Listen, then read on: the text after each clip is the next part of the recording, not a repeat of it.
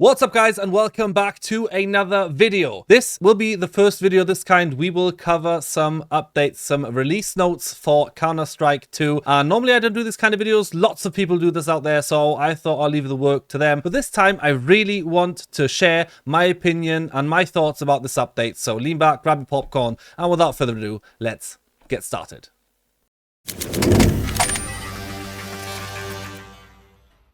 First off, we have some gameplay changes. The height of the pillar of the flame from both Molotov and Incendiary have been set, so they decrease over time, which means you have more visibility, or supposed to get more visibility, as the flames go lower down over time the longer the Molotov burns. Next up, they have reduced the terrorist team award when the bomb was planted but defused from $800 to $600 to decrease the impact of the first round on subsequent rounds. So that means if you get a plant but win the round, it's still $800 supposedly, and if you win the round and it gets diffused, you only get $600 as a reward, just so you don't go for the plant. You get the plant and then you have more money for the next round. Just decrease it by $200, get a bit of eco balancing in there. I can understand that they changed that.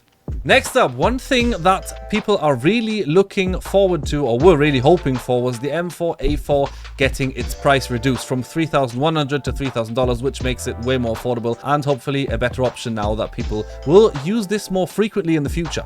And then some little things like the minor adjustments to first-person camera movement. They added some console commands for the left hand and right hand, and they have the same bonus weapon loadouts in deathmatch, no matter what loadouts the people have actually equipped. But that is a bit more superfluous stuff. Nothing interesting there so far.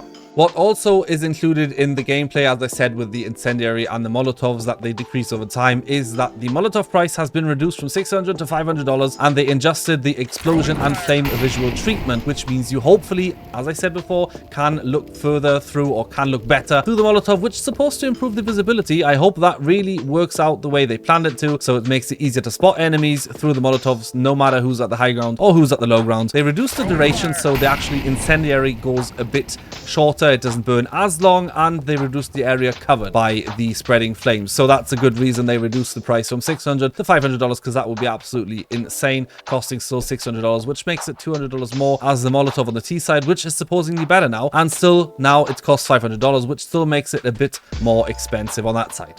One thing that probably has surprised everybody who I've spoken to so far was the rentals of weapons. You can pay the normal price you would pay for opening a case, but instead of opening the case, you can actually rent the weapons, all the skins, without the rare gold items, so no knives, no gloves, and you can rent the skins for an entire week. You could do this like for 108 euros, plus minus, more or less, depends on where you're from, 108 euros, something like that, and you could actually get it for an entire year, which is less than the price of the FN of the new inheritance from the AK-47 of the kilowatt case. They will be replaced after they are expired with your default weapon loadouts. They cannot be used or modified, no stickers, nothing can done with them, so you can't customize them, so nothing for me. I like Star Trek skins there, so I wouldn't do that anyway. I would just keep opening my cases, but still very interesting for people who just want to have a look at the skins, or maybe just, I don't know, show off with some nice skins which are rented anyway. Maybe they'll add a name tag automatically, like rented by Valve or something like that. That would be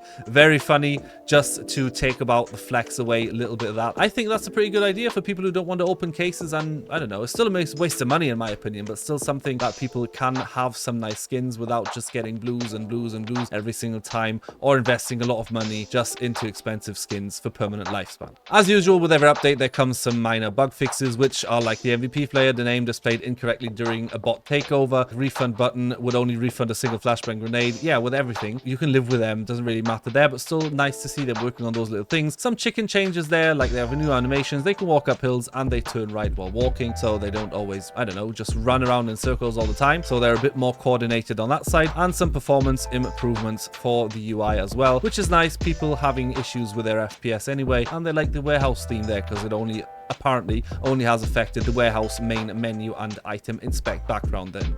Another thing that they have changed, which is absolutely massive, is the demo playback, because I've been waiting for this for a very long time. They have actually included that you can toggle highlight mode now, which means you can, you know, where CSGO you went to your demos, you download the match and went on show only highlights or low lights or only deaths or only kills would be actually in there. So it makes it way easier. Just record some highlight movies of yourselves, hop onto the server, go onto the highlight mode, and then just start clipping the entire highlights. Go into your editing software of preference and then just edit them out and do what you want with them. That will make it a lot easier instead of actually writing down your highlights and looking for everything and doing everything manually, which makes it absolutely clustered. I'm really happy they did that. And the timeline now has indicator for kill and death events, and obviously demo playback crashes and some minor demo playback UI changes, which makes it hopefully a lot easier just to skip around and navigate a bit better through your demos. Now we come to the section of the probably biggest changes from this entire update, which absolutely blew my mind. Absolutely out of space there. They have changed Vertigo. Instead of removing Vertigo, which most players disliked anyway, the map, I don't know, it's very unpopular at the moment. Pros and with casual players or in matchmaking, nobody really likes to play Vertigo, gets banned a lot of times. If you do play Vertigo, you love it or you hate it. There's nothing like in between, but they've changed a lot of things on Vertigo. First off, they added a catwalk, which actually connects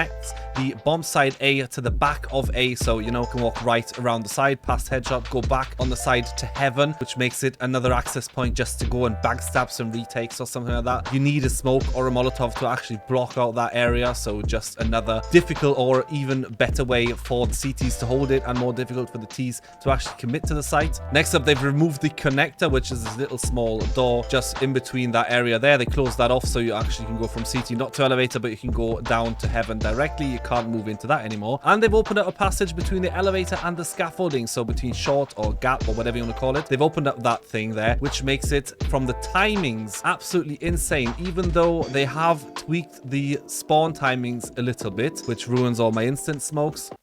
Thank you, Valve, for that one.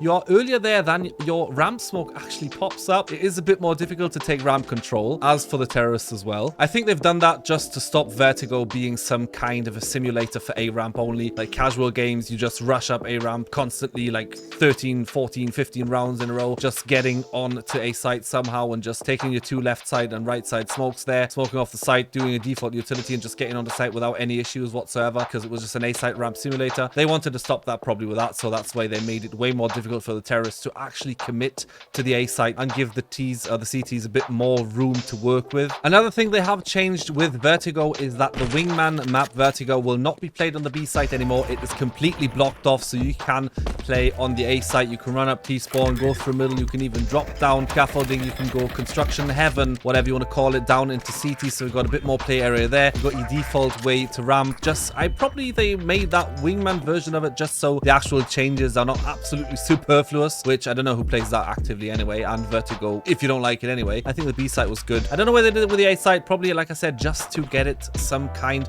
of useful in Wingman mode as well, so you've still got the new changes there, so switch the B site to the A site for Wingman on Vertigo. Last but not least, they have some minor changes to some other maps, like Baggage, for example, which they have lowered the height of central conveyor tray to help open the sniper view, because you always had this headlich position up there. And for Office, they fixed the case where the player could shoot through multiple walls. For Mirage, they fixed the bad collision on certain props and some sticky collision around windows in Palace, which probably makes it a lot easier just to move around there and not get stuck every time. Okay, my personal conclusion for this update: I think it's pretty great. I like this update. There are some bug fixes there, so they're still working on it, and they have some improvements for the UI, for example. They're still working on that as well, and they are keeping the game a bit dynamic, so they're changing things, trying new things out. I don't know if this move on Vertigo was the right thing to do. I mean, last time they just removed Overpass, put Dust 2 in, even though all players were looking for Tuscan, Season, Cobblestone, Train, and Cash, and they just moved in a map that nobody really asked for and removed a map that was pretty popular and a lot of people were playing. I don't know. I've read some comments about the new update and people were really upset here and there, but let me know down in the comments if you like this update or not. Let me know. I really enjoy doing these kinds of videos. There's just so much stuff to talk about. I just want to bring you my personal opinion, what I think about this, and I think these things do a lot of stuff for the Counter-Strike community, and I hope it just gets better. We're still looking for an operation in the future. Okay guys, that was it for the video. Thank you for watching, and don't forget to let me know down in the comments what you think about this types of videos and what you think about the new Counter-Strike update. I would really love to hear your opinion, and don't forget to like and subscribe for more epic content in the future. Turn on that bell icon for instant notification, and I'll see you in the next one.